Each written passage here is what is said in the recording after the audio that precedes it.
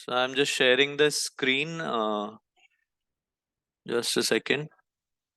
So first of all, I hope the screen is visible to everyone. Yes, sir. Yes, sir. Okay so आपको Google में जाना है और उस पे लिखना है GeoGebra graphic calculator, right? GeoGebra graphic calculator, आप चाहे तो नोट कर लेना। देन फर्स्ट जो आपका ये आ रहा है लिंक, उस पे क्लिक करेंगे तो आपके पास कुछ इस टाइप की स्क्रीन ओपन हो जाएगी। नाउ हियर, ये जो जगह है यहाँ पर प्लस का साइन बना हुआ है, यहाँ पर हम फंक्शंस को ऐड कर सकते हैं और उसका ग्राफ हमें यहाँ पर मिल जाएगा। सो सपोज जैसे हम लॉगरिथमिक फंक्शन का ग्राफ ड्रॉ करना चाहते हैं, then what we will do is we will write y equal to log x, right? So here you can see the graph of log x, right? Log x with base 10 you can see here. So this is the graph of log x with base 10. Is it clear? Yes, So sir. now Yes, what sir. you can do is, after drawing this graph, you can take the screenshot or you can just search for what was that, जिससे हम screen को वो कर सकते हैं। Swiping tool. हाँ, snipping tool होता है ना। सो स्निपिंग टूल करेंगे और ये आ जाएगा आपके पास, तो इस पे न्यू पे क्लिक करेंगे एंड विल गेट। सो यहाँ से आपको करना है, चाहो तो आप पूरा जियोजेब्रा से ही कर देना इस टाइप से। ये हमने पूरा स्क्रीनशॉट ले लिया और फिर इसको सेव कर लेंगे as it is. Is it clear? Yes, sir. Yes, sir. Anyone sir. Having any doubt in this? Sir एक और बार समझा दो, अभी अभी ज्वाइन किया मैंने। हाँ जी, अभी समझा रहा हूँ। सो अच्छा ठीक है, तो देखो हमें क्या करना है। अगर मैं इसमें बैक जाऊं थोड़ा सा, तो आपको गूगल पे जियोजेब्रा ग्राफिंग कैलकुलेटर लिखना है and you have to click on the first link here, graphing calculator GeoGebra. तो आपके पास कुछ ऐसी स्क्रीन ओपन हो जाएगी, राइट? एंड देन ये जो प्लस का साइन है, यहाँ पर आपको उस ग्राफ का फंक्शन इनपुट करना है। सो सपोज हम लॉगरिथमिक फंक्शन करना चाहते हैं, then y is equal to log of x, this will be your graph. और उसके बाद आप स्निपिंग टूल से इजीली इसको इस पेज का पूरा वो ले सकते हैं स्क्रीनशॉट और उसकी प्रिंट आउट्स ले सकते हैं। सो वो आप जो प्रिंट आउट्स होंगे that you have to submit, right? और बाकी डिटेल्स मैं आपको बता दूंगा। इसके अलावा जैसे आपको सपोज मैं दूसरा फंक्शन लेता हूँ, लेटेस्ट से हम लेते हैं mod x के लिए, right? So y equal to, अब आपको mod x बनाने के लिए ना यहाँ पर कीबोर्ड पे कुछ नहीं मिलेगा। सो आपको क्या करना है, इसका इनबिल्ट कीबोर्ड है ये, यहाँ पर जाएंगे तो यहाँ पर ये देखो, इधर दिख रहा होगा आपको कर्सर के पास, ये mod का सिंबल है और यहाँ पर हम x डाल देते हैं इसमें, तो ये mod x का आपका ग्राफ आ गया। लेकिन प्रॉब्लम ये है कि log x और mod x का ग्राफ एक साथ हो गया। तो हम क्या करेंगे, पहले इसको बैक करते हैं कंप्लीटली। पहले log x को हटाएंगे, तो हमने अनडू कर दिया एंड देन हम mod x का डालते हैं। तो y इक्वल टू, नाउ इसमें इनबिल्ट कैलकु ये इसका टाइपिंग के लिए है, तो ये mod आ गया है यहाँ पर और इसमें x इनपुट कर दिया। तो अब आप इस कीबोर्ड को हटा दें, so you will get the graph for mod x. Is it clear? Yes, sir. yes sir. Yes Chitrangada. Sir I guess last time जब हमने प्रैक्टिकल फाइल सबमिट करी थी तो आपने बोला था कि स्टेप्स लिखने हैं, इसमें ही नहीं लिखने ना स्टेप्स? नहीं नहीं, इसमें स्टेप्स नहीं है, इसमें बस आपको प्रिंट आउट लेना है क्योंकि हम यहाँ पर डायरेक्टली फंक्शंस को पुट कर रहे हैं, राइट?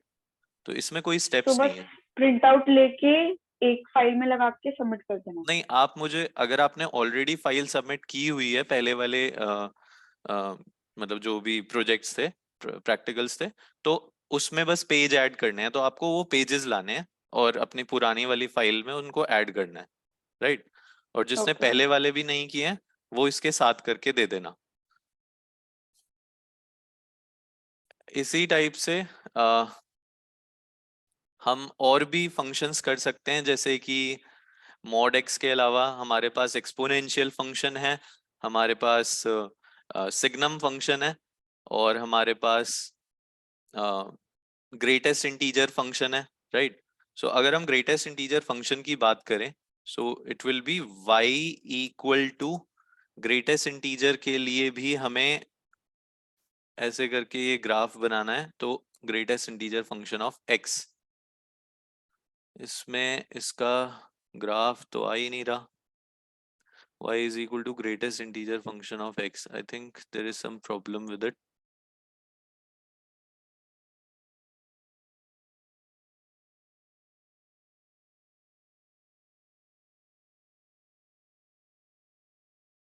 Let's try again. तो इसमें है हमारे पास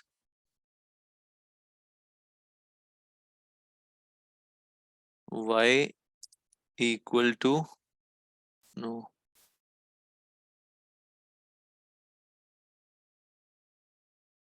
y equal to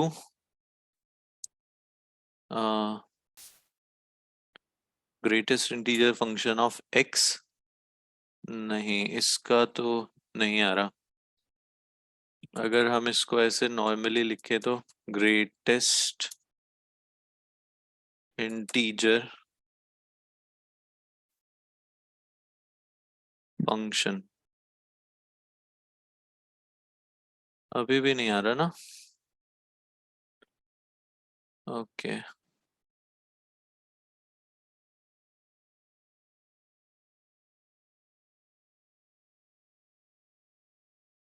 इसमें हम हेल्प ले लेते हैं जो भी हमें चाहिए। यहाँ पर बहुत सारे अलग अलग टाइप के फंक्शंस हैं, तो अगर आप देखेंगे तो जैसे ये स्क्वायर रूट फंक्शन चाहिए, क्यूब रूट फंक्शन चाहिए, तो आप ये स्क्वायर रूट फंक्शन पे क्लिक कर सकते हैं, तो आपका स्क्वायर रूट का ग्राफ बन जाएगा, राइट? और इसके अलावा यहाँ पर अगर आपका कोई भी फंक्शन नहीं आ पा रहा है, तो ये देख सकते हैं आपके mod x, sorry root x का ग्राफ इस टाइप से आ गया है। इसके अलावा ये तो हो गया स्क्वायर रूट फंक्शन का ग्राफ हो गया, लेकिन जैसे अगर हमें इसमें हेल्प चाहिए फॉर, जस्ट अ सेकेंड, तो ये हमें हेल्प चाहिए ग्रेटेस्ट इंटीजर फंक्शन के लिए, तो इनमें से हमें देखना पड़ेगा कि कौन से टाइप के फंक्शंस में वो आता है। तो ये फंक्शंस एंड कैलकुलस है,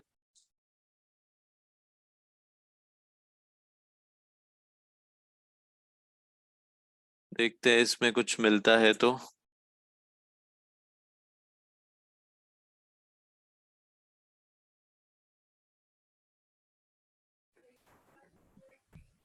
सो ये हमारे पास इसमें इतने सारी चीजें ओपन हो गई हैं, लेकिन इसमें भी ये वाला फंक्शन तो नहीं है,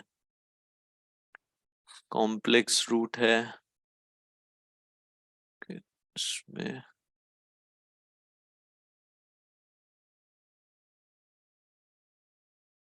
तो इसमें सर्च करना पड़ेगा जो भी यहाँ पर गिवन है, जैसे ये सिग्नम फंक्शन का SGN(x) दे रखा है। सो सिग्नम फंक्शन को अगर हम डालेंगे, x डालते हैं, तो आपके पास ये सिग्नम फंक्शन का ग्राफ आ गया, right?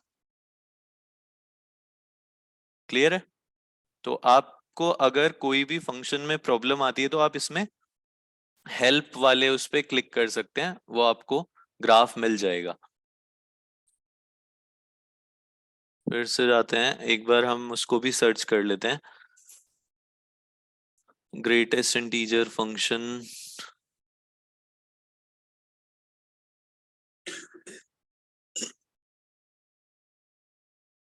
Can anyone see the greatest integer function here? I don't think so. No sir, हाँ, है ये दिख रहा, नहीं ये रहा। रहा। नहीं नहीं, ये मैंने आपको बताया था ना कि ग्रेटेस्ट इंटीजर फंक्शन को फ्लोर फंक्शन या सीलिंग फंक्शन भी बोलते हैं, है ना? तो ये देखो, फ्लोर फंक्शन ये रहा, floor of x, and ceiling के लिए CEILX लिखा है। तो अगर आप सीलिंग फंक्शन करोगे तो ये ऊपर वाला हो गया। खैर ये हमें नहीं चाहिए, हमें फ्लोर फंक्शन चाहिए एग्जैक्टली देखा जाए तो इसको हटाते हैं एंड इसमें फ्लोर फंक्शन पे करते हैं। तो ये फ्लोर ऑफ एक्स आ गया। अब अगर हम इसमें x डालते हैं, सो ये आपके पास देखो, ये आ गया ग्रेटेस्ट इंटीजर फंक्शन। अब क्लियर है? कोई डाउट इसमें? No sir. ओके, सो आपको सिर्फ ये जियोजेब्रा ग्राफिंग कैलकुलेटर में जाके, और नॉर्मल फंक्शन है तो आप डायरेक्टली पुट कर सकते हैं। और अगर कोई इस टाइप का फंक्शन है, सिग्नम फंक्शन हो गया या फिर ग्रेटेस्ट इंटीजर फंक्शन है, तो इन सब के लिए आप हेल्प पे जा सकते हो, उसमें आपको उनके कमांड्स मिल जाएंगी, right?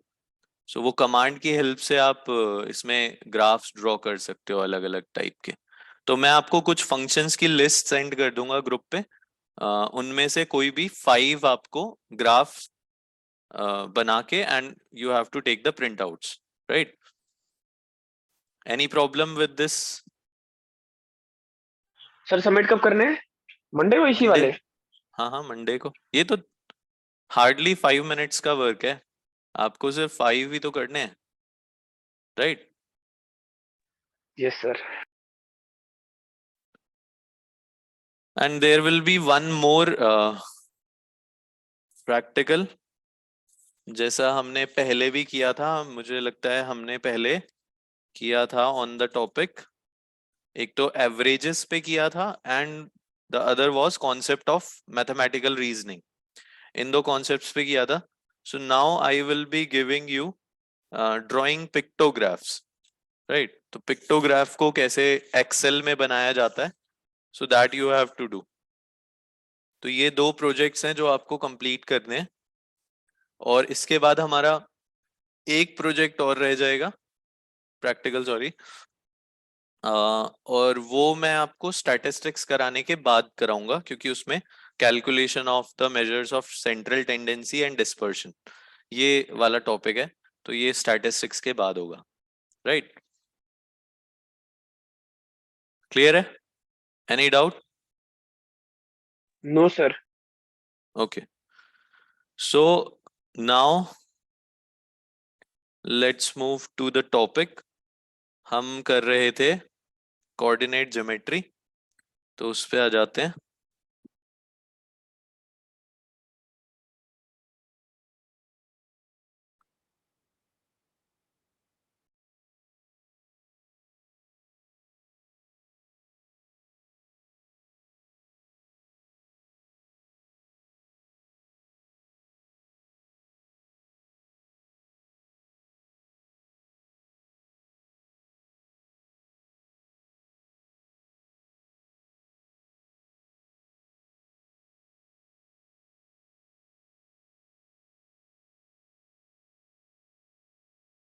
Just a second.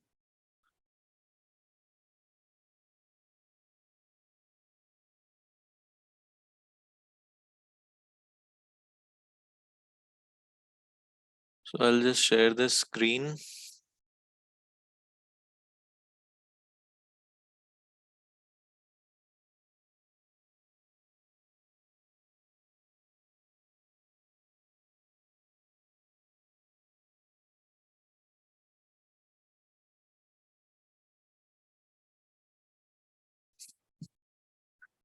So we were doing exercise first from this chapter, और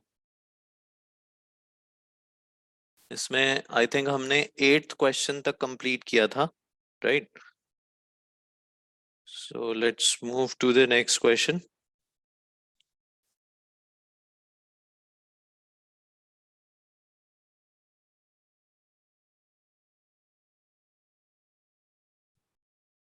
So this is exercise number 1, question number 9th. And in the 9th question, it is given that a company produces shoes. When 30 shoes are produced, the total cost of production is rupees 1500. When 50 shoes are produced, the cost of production, the cost increases to rupees 2000. What is the cost equation if it varies linearly in function to the number of shoes produced? Okay. So it is given that it varies linearly in function to the number of shoes produced. So if we let the cost be y rupees and the number of shoes produced be rupees x. So according to क्योंकि इसमें बोला है कि linearly vary कर रहा है, so according to the standard form of equation वो होती है slope intercept form, which is y is equal to mx plus c, right? So linear के लिए भी यही होता है, y is equal to mx plus c. Now you are given with two things, that if 30 shoes are produced, if x is equal to 30, then y will be equal to rupees 1500, right? This is the first case given. So put these values in the given equation. You will get 1500 is equal to 30x plus c, 30m plus c, sorry. So this will be our first equation. And the second thing given is, if the number of shoes produced is 50, then the cost becomes 2000. So it will be y equal to rupees 2000 if x is equal to 50. Again, put it in the given equation. You will get 2000 is equal to 50m plus c, right? This will be your second equation, and you can solve them to get the value of m and c here. M is what? The slope of the line, and c is what? The y-intercept, right? So solving these two equations, solving 1 and 2 equations, you will get 2000 is equal to 50m plus c, 1500 is equal to 30m plus c. So if we subtract them with each other, c will get cancelled here. You will get 500 is equal to 20m. M will be equal to 500 divided by 20. So you will get 25 as the answer, which means that the slope is 25. And now put the value of m in the first equation. You will get the value of c from here. So from equation number 1, you will get 1500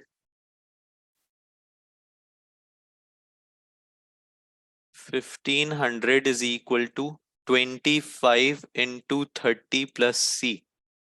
So what is the multiplication of 25 into 30? It is 750. So it will be 750. 1500 minus 750. That is 750 only. So the value of c is 750. Therefore, the equation, or you can say the cost function, because they are asking you the cost equation. So cost is y. So cost equation will become y is equal to mx plus c. Just put the value of m and c in it. So therefore, the cost equation is given by y equal to mx plus c, and the value of m was I think 25, so it will be y equal to 25x plus 750. This will be your equation. Is it clear? Yes, sir. Okay. So if anyone is having doubt in this question, you can please ask. No, So sir.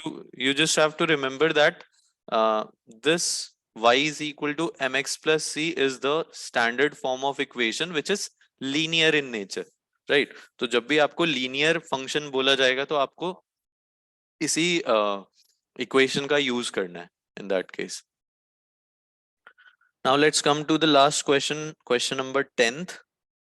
Consider a market characterized by the following supply and demand curves. So Q is given, Q is the demand here, minus 10p plus 1000, and Q is the supply here, 0.2p plus 2986. Find the equilibrium price and quantity. So equilibrium कब होता है demand and supply में? Sir जब दोनों equal होती है. जब Equal दोनों होते हैं, इक्वल होते intersect हो हैं, जाते सो हैं। You just need to find out the value of P here, ठीक है ना? तो इक्विलिब्रियम प्राइस आ जाएगा if we make them equal, demand and supply को अगर हम इक्वल कर देते हैं.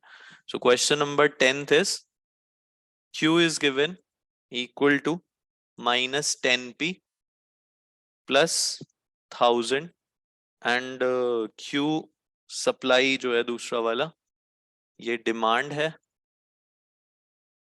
and this is supply which is 0.2p plus 2986. This is the supply. So at equilibrium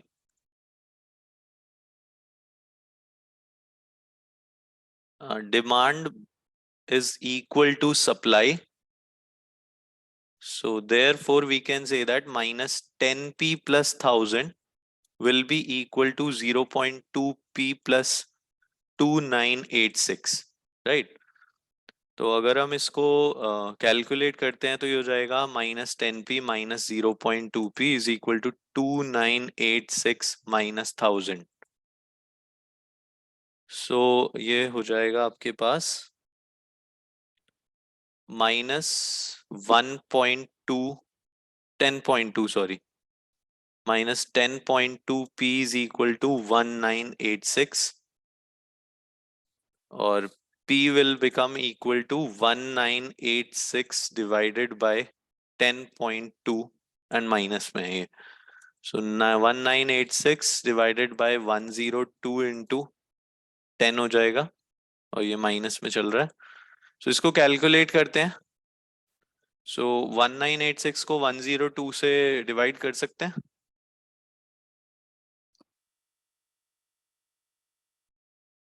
नहीं सर, डायरेक्ट नहीं कर सकते. डायरेक्ट नहीं कर सकते. तो इसका आंसर आफ्टर कैलकुलेशन अप्रोक्सीमेटली आ रहा है 194.7, राइट? 194.705 ऐसे कुछ आ रहा है. सो इतना ही करेंगे इसको, but the answer is in negative actually.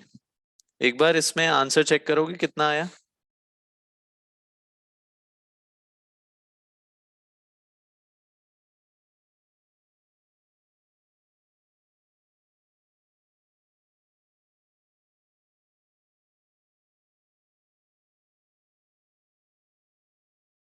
Sir answer तो कुछ अलग ही आ रहा है. 68, 76 एंड 312 एंड 35.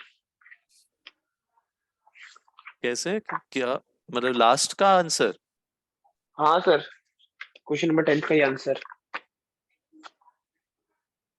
अच्छा तो ठीक है, इक्विलिब्रियम प्राइस निकालना है तो अच्छा तो हमने P की वैल्यू फाइंड कर ली है.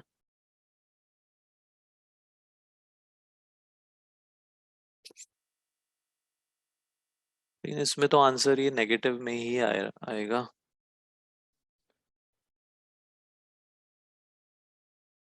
क्योंकि अगर हम इनको इक्वल भी रखते हैं, I think there must be some mistake है इसमें, प्लस या माइनस की कुछ मिस्टेक है, क्योंकि अगर हम ऐसे कैलकुलेट कर रहे हैं तो इसका आंसर तो नेगेटिव ही आ रहा है, और लास्ट में इसका आंसर ऐसा नहीं आ रहा है ना। Yes sir. क्योंकि अगर आप इसके एग्जाम्पल में भी देखोगे पेज नंबर 467 पे, तो उसमें भी ये सेम टाइप का क्वेश्चन है जिसमें हमें इक्विलिब्रियम प्राइस एंड क्वांटिटी निकालनी है। सो उसमें भी हमने डिमांड एंड सप्लाई को इक्वल रख के और उसमें पी की वैल्यू फाइंड की है, and that should be positive, क्योंकि ये पी जो होता है ये तो इसका प्राइस होता है, राइट। और क्वांटिटी निकालने के लिए हमें क्यू फाइंड करना पड़ेगा किसी भी एक इक्वेशन में पुट करके। सो इस क्वेश्चन में कुछ मिस्टेक है यहाँ पर, right.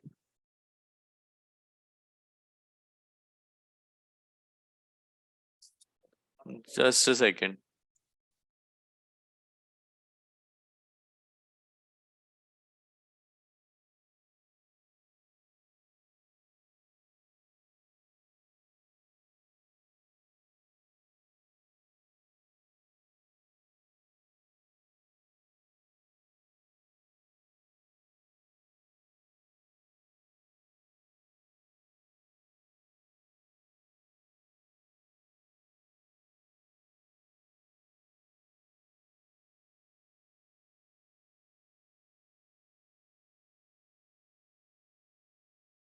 Okay, so I think there is some mistake in the values of Q, either demand or supply.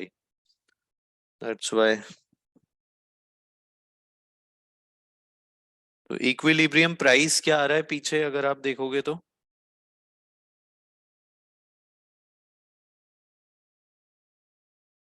Sir ये तो कुछ दो प्रकार के आंसर है। हाँ, बताओ वो सर। दो इसलिए आ रहे हैं क्योंकि वो शायद उसमें कुछ क्वाड्रेटिक इक्वेशन हो सकती है या फिर ऐसा कुछ हो सकता है जो कि इसमें मिसप्रिंट है। वो इसलिए आ रहा है दो आंसर, क्योंकि एक आंसर उसका 68 पॉसिबल होगा, एक आंसर उसका 312 पॉसिबल होगा, और इन दोनों को अगर हम क्यू में पुट करेंगे तो आपके आंसर 76 एंड 35 रिस्पेक्टिवली आएंगे, राइट। तो यहाँ पर कुछ मिस्टेक है, इस इन दो वैल्यूज में कुछ मिस्टेक है, या तो यहाँ मिस्टेक है या फिर यहाँ पर मिस्टेक है डिमांड और सप्लाई में, राइट।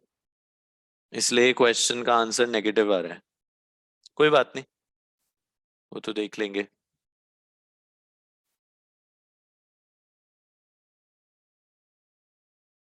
चलिए, तो अभी हम करते हैं नेक्स्ट टॉपिक। इसके बाद हमारे पास जो नेक्स्ट टॉपिक है वो है, I think circles is the first topic, या circles.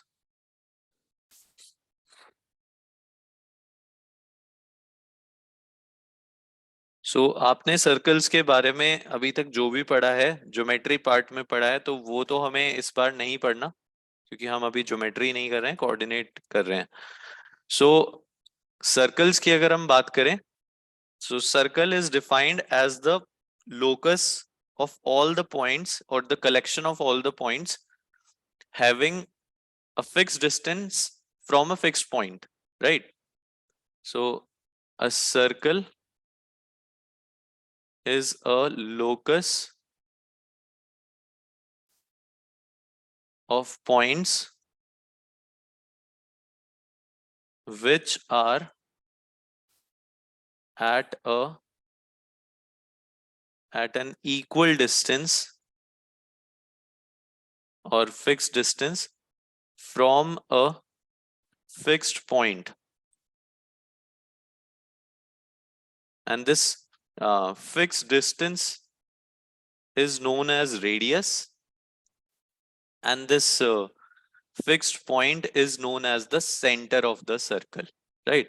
So there will be a point which is a fixed point, और यहां से जितने भी पॉइंट्स की इक्वल डिस्टेंस होगी इस पॉइंट से, all those points will constitute a circle like this, right? So all these points are having the same distance, and let us denote it by R, and let us denote this, the center of the circle, by O. So the collection of all these points is known as a circle, right? Now अब हमें क्योंकि coordinate system से पढ़ना है इसे, so what we need to do here is, suppose there is a circle which is having a center O and its coordinates are h comma k, right? Suppose there is some radius, let us say R is the radius, and there is a point on the boundary of the circle, let us say A point, which is having x comma y as the coordinates. So now we know the distance formula, right? The distance between O and P is R here. So according to that distance formula, we can easily find out the equation of the circle. So how to do that? We know that OA is equal to R, right? And we know that the distance between 2 points according to coordinate geometry is x2 minus x1 whole square plus y2 minus y1 whole square is equal to R. Now to remove this square root, we need to square both the sides. So squaring both sides, you will get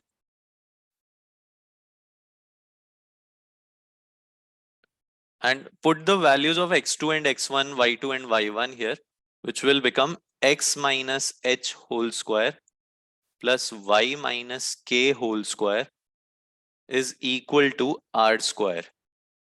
So this will become your equation of circle, where h and k are the coordinates of the center and R is the radius. So this is called the equation of a circle, right? So you can easily find out the equation of a circle. You just have to learn this equation and you just need to put the values which are given in the question. Or either you have to find out the center and the radius also from the given equations. Okay, sir. Then after that, we have equation of a circle in standard form.